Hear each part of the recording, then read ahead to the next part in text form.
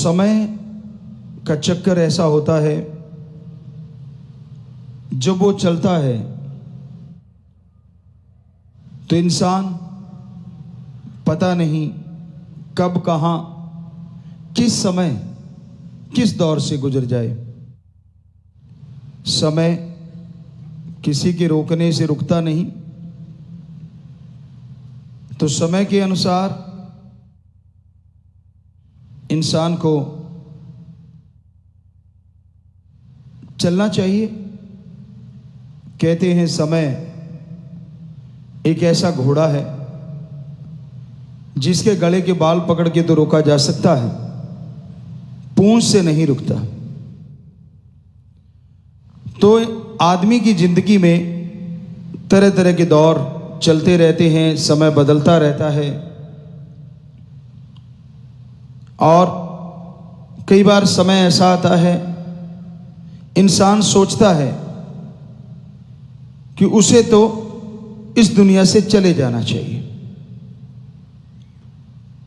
यानी टेंशन लेता है, दिमाग पे बोझ डाल लेता है, चिंता करता है। चिंता, टेंशन किसी भी चीज का हल नहीं है। चिंता करने से अगर कोई चीज हल होती तो परिवार के सारे मेंबरों को चिंता करने बैठा दो, शायद फायदा जल्दी हो जाए। लेकिन ऐसा नहीं होता। चिंता इंसान को हमेशा परेशान रखती है, हमेशा दुखी रखती है। इसलिए चिंता मुक्त होना बेहद जरूरी है।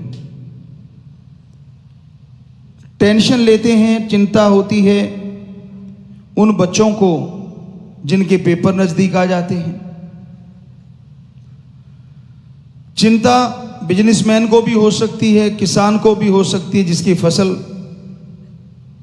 बरसात की वजह से या किसी और वजह से खत्म हो गई। पर चिंता करने से किसी चीज का हल कभी नहीं हुआ। आपके पेपर आने वाले हैं, अगर आपने अच्छी तैयारी कर रखी है तो आप जरूर अच्छे नंबर ले जाएंगे। चलो किसी वजह से आप रह गए हैं, बजाय टेंशन लेने के ये सोचिए आप पास नहीं हुए, फेल हो गए, तो उस फेल के कारण क्या है, उन कारणों को दूर कर दो। अगली बार आप हो सकता है मेरिट भी ले जाएं। किसान की फसल बर्बाद हो गई, माना कि उसकी रोजी रोटी होती है, जिंदगी होती है, पर इसका मतलब ये थोड़ा ना है कि अपने आप को खत्म कर लो तो बाकी का परिवार क्या करेगा। क्या उसे भीख मांगने के लिए छोड़ने जा रहे हो? क्या दर दर ठोकरे खाने के लिए छोड़ के जा रहे हो? अरे आप मुखिया हो घर के, और अगर आप ये सोचते हो कि मैं आत्महत्या कर लूं तो ये आपकी महामूर्खता है। और धर्मों में भी जो आत्महत्या करता है उससे बड़ा कोई घाती नहीं होता, उससे बड़ा कोई पापी नहीं होता। ये हमारे धर्मों में बताया गया है। तो बजाय ये टेंशन लेने के कि मेरी फसल बर्बाद हो गई, मैं तो मर गया, अगली फसल के पूरा जोर लगा दो। हिम्मत रखो, हौसले बुलंद रखो कि कोई बात नहीं, कोई मेरे पिछले कर्म होंगे, किसी वजह से मेरे को इस बार फसल से हाथ धोने पड़े, नहीं आई फसल, अगली बार हो सकता है भगवान दुगनी दे दे, तिगुनी दे दे। अगर शरीर सही है, सलामत है, तो कितनी भी फसलें उगा सकते हो। अगर यही चला गया तो कहां से फसलें और कैसी फसलें। इसलिए ये सोचना ही मूर्खता है, करना तो बेहद बड़ा पाप। और फिर आप निकल जाते हो, मेरे मांगने वाले आते हैं जी, मुझसे मैंने कर्जा उठाया हुआ है जी, मैं तो बड़ा परेशान हूं जी। पहले तो तुझे सोच के उठाना चाहिए था। चलो वो आपने गलत कर लिया तो ये बहुत बड़ी गलती है अगर आप आत्महत्या की तरफ जाते हैं। आपके बच्चे, आपके परिवार का आप पे जिम्मेदारी है। हमारी संस्कृति यही कहती है, क्योंकि आप सही तरीके से जिम्मेदारी निभाएंगे तो हो सकता है बुढ़ापे में बच्चे भी आपकी केयर करेंगे, आपकी संभाल करेंगे।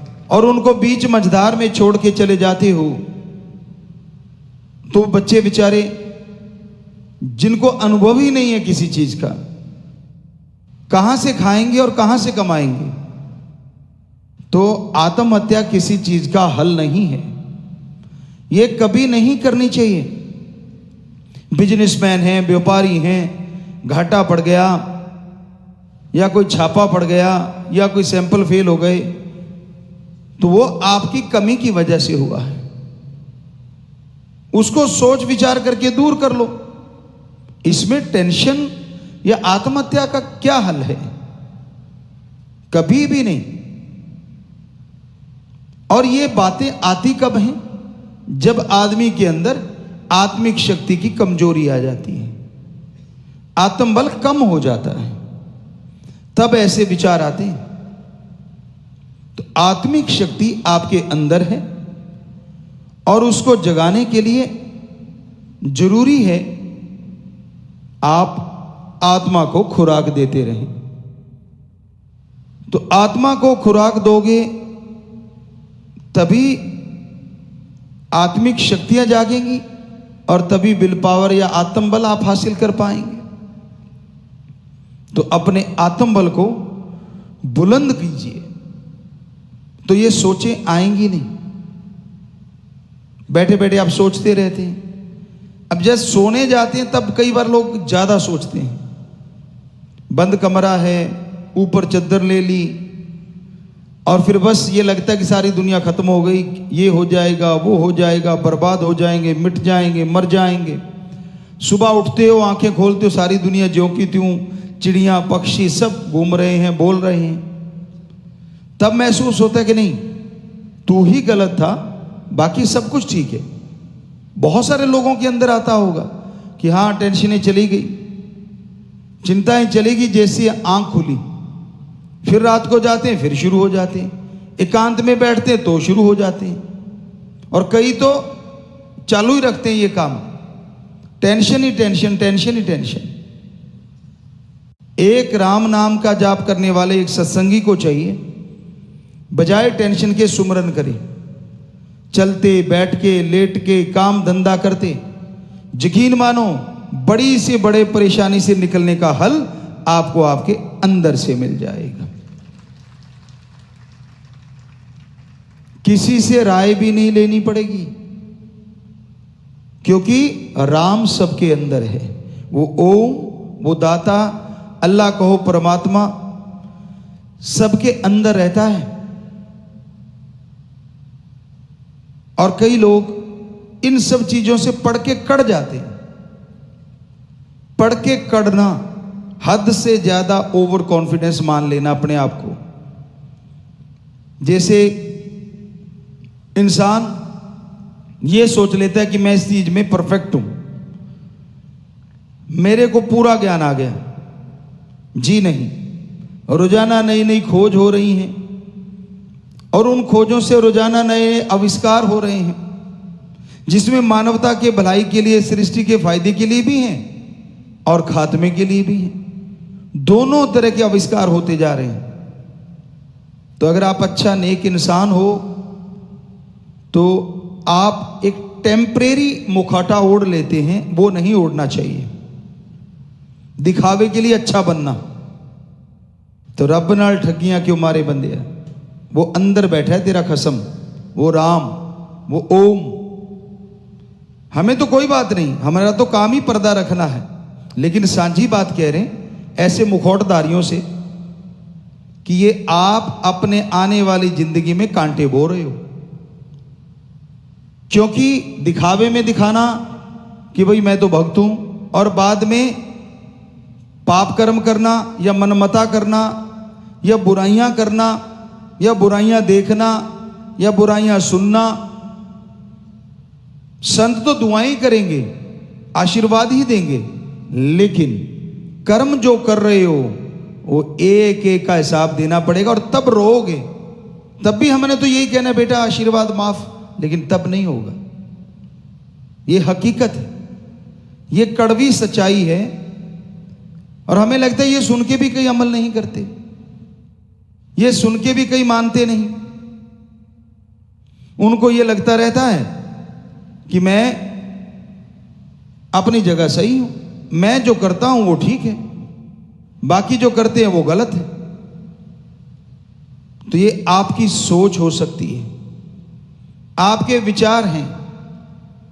सच्चाई तो ये है कि आप ये जो डबल दोगलापन कर रहे हैं, ये आप अपने जीवन में कांटे बो रहे हैं। जब चुनने पड़ेंगे तब रोना मत। ये हकीकत है। दिखावा, आदमी खुश हो सकता है, पर वो ओम हरि राम किसी के दिखावे में नहीं आता। उसके लिए तो भावना शुद्ध होनी चाहिए। किसी भक्त से पूछा गया था कि प्रभु के भक्त को मालिक से जो प्यार करने वाला है उसको कैसा होना चाहिए। उसने कहा था दुख सुख की तमीज नहीं होनी चाहिए। सुख आ गया तो खो मत जाना, दुख आ गया तो रो मत जाना। हद से ज्यादा मतलब रोने पीटने लग जाओ। सुख दुख जिंदगी के गहने हैं। बेपरवाह जी का भजन है, जिसे हर जीव पहने हैं, कि ये ऐसे गहने हैं जो जिंदगी में चलते रहते। जैसे संचित कर्म, पिछले जन्मों के कर्म जो बचपन से लेके अब तक आपने किए, उसके फल को आपको भोगना है। तो ये जो टेम्परेरी आप भक्त बन जाते हैं और बाद में फिर वही चीजें अपना लेते हैं, ये आपके लिए बहुत ही घातक है। इसका मतलब आप भगवान को कुछ समझते ही नहीं। और जब वो भोगना पड़ा, हो सकता है चारपाई नसीब हो सकता है व्हील चेयर पे लेटना पड़े, क्या पता क्या हो जाए, ये तो राम जी जानते हैं। क्योंकि आपके कर्मों का बोझ हर जीव को उठाना पड़ता है। ये हमारे पवित्र वेदों में बताया हुआ है। सबसे पुरातन जो ग्रंथ है उनमें साफ लिखा हुआ है कि जैसे करोगे कर्म वैसा भोगना पड़ता है। बेपरवाह जी ने फरमाया, कर्म करो खोटे पड़ेंगे बड़े सोटे। क्या आज हम कोई नई बात कह रहे? जी नहीं। तो इसका मतलब आप संतों महापुरुषों की आदिकाल से चली बातें, और आज हमारे जो भक्तजन हैं, साईं मस्ताना जी महाराज, परम पिता जी ने वही कर, आज वही कह रहे हैं। वही करने वाले, वही कहलाने वाले। तो इसका मतलब आप किसी को कुछ समझते ही नहीं अपने अलावा। ये आपकी वो गलतियां हैं जो आपके आने वाले समय को बर्बाद कर देंगी। ये वो गलतियां हैं जो आने वाले समय को आपके लिए भारी कर देंगी और वो समय गुजारना मुश्किल हो जाएगा। हमारा काम एज ए चौकीदार आपको आवाज देना है। एक चौकीदार की तरह आवाज देते हैं, भाई हम तो चौकीदार हैं, आपके सेवादार हैं, कोई मान बढ़ाई नहीं है। ऊंची जगह में इसलिए बैठते हैं क्योंकि आप सब में हमें हमारा सतगुरु मौला राम नजर आता है, वो ओम दाता नजर आता है। आप नए आए हैं, आज फर्स्ट टाइम आए हैं, या बहुत पुराने सेवादार हैं, या सत्संगी हैं, सब में नजर आता है क्योंकि वो कण कण में है, जर्रे जर्रे में। और दूसरी बात, हमारे इन्हीं पवित्र धर्म के पवित्र वेदों में या पवित्र रामायण में हमने कहीं पढ़ा कि कलयुग में जो सत्संग में आएंगे, जो राम नाम में बैठा करेंगे, भगवान जी जाहिर होते हैं वहां, और वो देवी देवताओं से बढ़ के हो जाते हैं। कितनी बड़ी पदवी है, कैसे देवी देवताओं से बढ़ के हो जाते हैं। अगर आप सच्चे दिल से सुन रहे हो, अगर आप ओपन माइंड से सुन रहे हो, नैरो माइंड अगर पहले कुछ बना के आए हो तो बात अलग है। खुले दिमाग से सुनो। संत अपनी बड़ाई नहीं करते, उनका काम समाज का भला, अपने एक एक बच्चे का भला करना होता है। क्योंकि परम पिता परमात्मा की बनाई सृष्टि सच्चे संत अपनी औलाद की तरह मानते हैं। उनकी औलाद ही होती है, संतान होती है। और कोई माँ बाप, आजकल तो नहीं कह सकते सबका, लेकिन पहले ये होता, कोई माँ बाप नहीं चाहता कि उसका बच्चा चिंता में रहे या परेशानी में रहे या कुछ दुख तकलीफ उस पर आए। इसलिए संत अपने बच्चों को समझाते हैं। मान गया तो यकीन मानो कर्म कट गए, ना माना तो कर्म भोगने पड़ते हैं। कर्मों का फल राम नाम से ही कटता है। तो हमें इसलिए भी ऊंचा बैठते हैं। साइंस का कारण भी है, मनोविज्ञान। जो आदमी बोलता है अगर वो दिखे ना, जो श्रोतागण होते हैं वो खड़े होने लगते हैं। कहां बैठा है, किधर है, कौन बोल रहा है। ये नेचुरली है, ये कुछ अलग नहीं, ये आदत है इंसान की, इंसानी फितरत है। तो इसलिए भी थोड़ा ऊंचा बैठते हैं। और कोई मान बढ़ाई ये ऐसा कुछ भी नहीं,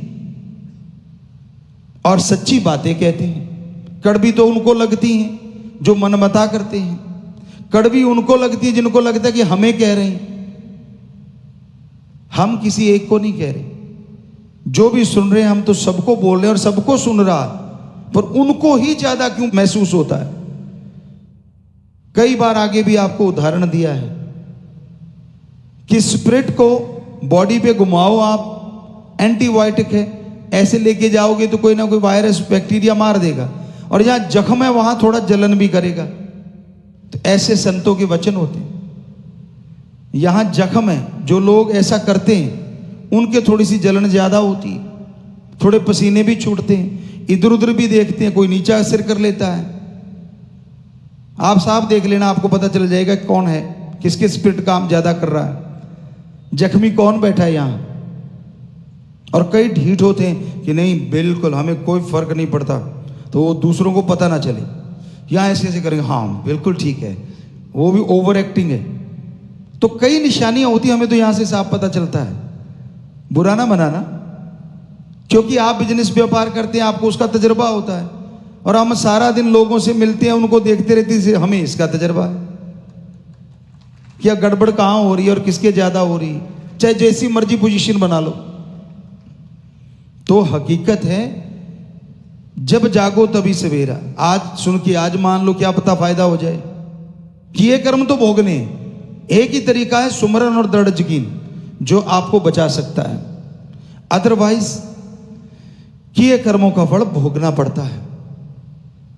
पर कई बच्चे टेंशन लेते हैं, बहुत चिंता करते हैं, काम तो छोड़ देते हैं बुरे, लेकिन फिर चिंता करते रहते हैं कि मैंने जो किया वो भोगना होगा, अब मेरे रिजल्ट आएगा उसका, तब क्या होगा।